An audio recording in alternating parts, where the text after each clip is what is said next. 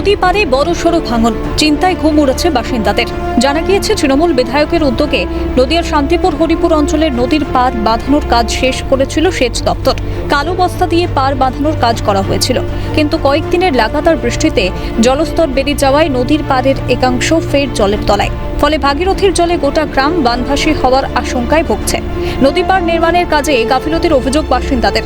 এই নদী পাড় ধরেই পার্শ্ববর্তী নতুন চর কলডাঙ্গা এলাকার মানুষেরা যাতায়াত করেন। ফলে নদী পাড়ে ভাঙন ধরলে যোগাযোগও বিচ্ছিন্ন হয়ে যাবে। গাফিলতি ছিল কাজে, গাফিলতি ছিল দেখে তো তাই, নাহলে এবার কি করে ভাঙবো এত লাখ লাখ টাকা খরচা করে। পঞ্চায়েতের তরফ থেকে কিছু ব্যবস্থা নেওয়া হচ্ছে? কোনো কিছু আসছে না। কি চাইছেন আপনারা? আমরা যেরকম ভাঙছে, যেটা ভালো হয় যেন মজবুত, সেটাই যেন হয়। তারপরে ভলকায় ভাঙতেই পারে। আপনারা কি আতঙ্কে আছে? হ্যাঁ, এই গ্রামের লোকগুলো থাকবে কি করে? আপনারা কি মাছের কাছে? হ্যাঁ, আমরা মাছ ধরতে গেছি। ঊর্ধ্বতন কর্তৃপক্ষের সঙ্গে আলোচনা হয়েছে, পাশাপাশি ঘটনাস্থল পরিদর্শনে যাবেন বলেও জানিয়েছেন শান্তিপুরের বিধায়ক ব্রজকিশোর গোস্বামী। দ্রুত সমস্যা সমাধানের আশ্বাস দিয়েছেন হরিদেবপুর পঞ্চায়েত প্রধান।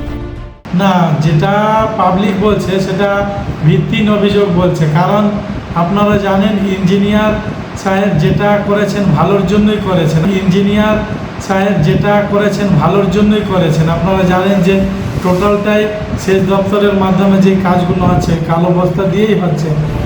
এই ঘটনাকে হাতিয়ার করে বিজেপির নিশানায় তৃণমূল। হ্যাঁ, পুরো যাতে জিনিসটা যাতে আর না ভাঙে সেভাবে হোক, সেটাই আমরা চাইছি। কোটি কোটি টাকা বরখাস্ত করা হয়, সেরকম আমাদের এইখানে 5 কোটি টাকা দেওয়া হয়েছে। 5 কোটি টাকা তৃণমূলের ছোট বড় মেজে সব নেতারা ভাগযোগ করে খেয়ে নিয়েছে। হিসাব করে দেখলে যে 1 কোটি টাকার কাজ হয়নি এখানে। সম্পূর্ণ কাজে গাফিলতি, কারণ যেই অনুযায়ী শিডিউল ছিল সেই অনুযায়ী কোনো কাজই হয়নি। লাগাতার বৃষ্টিতে বানভাসী রাজ্য।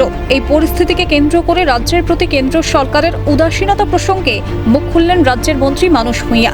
কেন্দ্রের গাফিলতিতে রাজ্য স্যান্ডউইচে পরিণত হয়েছে। মুখ্যমন্ত্রী একাধিকবার কেন্দ্রকে জানিয়েছেন যেন আগাম সতর্কবার্তা দিয়ে জল ছাড়া হয়। মুখ্য সচিবও বারবার কেন্দ্রকে চিঠি দিয়েছেন, সংশ্লিষ্ট দফতরে বারবার জানিয়েছেন, কিন্তু তারপরও কেন্দ্রের বিরুদ্ধে বঞ্চনার অভিযোগ। একদিকে প্রকৃতি, আরেকদিকে কেন্দ্রের ডিভিসি আর গালুডি, ঝাড়খণ্ড এবং ওড়িশাকে জড়িয়ে দুই দিক থেকে আমাদের স্যান্ডউইচ করে জল ছাড়ছে।